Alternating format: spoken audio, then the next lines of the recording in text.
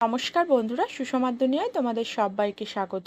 আজ আমি তোমাদের বানিয়ে দেখাবো মাটি দিয়ে কলা। এইভাবে ডাইসের সাহায্যেই কিন্তু আমি প্রত্যেকটা ফল সবজি বানাই।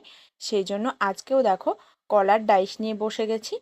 একটা ডাইসের থেকে একটা কলা তুলে নিলাম, তারপর আর একটা ডাইসের মধ্যে কলার আকারে মাটি দিয়ে আর একটা ডাইস থেকেও কলা বানিয়ে নিচ্ছি। দেখো, কলা তুলে নিয়েছি, অনেকগুলো কলা বানিয়ে নিয়েছি। এবার ছিদ্র করে জোড়া লাগিয়ে নেব, এগুলো শক্ত হয়ে গেছে। আর তোমরা যদি আমার চ্যানেলে নতুন বন্ধু হয়ে থাকো তাহলে প্লিজ চ্যানেলটি সাবস্ক্রাইব করে আমার পাশে থেকো। দেখো, এই যে কলাটা জোড়া লাগিয়ে নিলাম। এবার এই বাড়তি মাটিগুলো ছেলে বাদ দিয়ে কলাটা সমান করে নিচ্ছি। আর ভিডিওটি ভালো লাগলে একটা লাইক অবশ্যই করো। দেখো, হয়ে গেল, সম্পূর্ণ কলা কমপ্লিট। এবার এগুলো পোড়ানোর পালা। আজ এই পর্যন্ত। Thanks for watching. Tata bye, সবাই ভালো থেকো।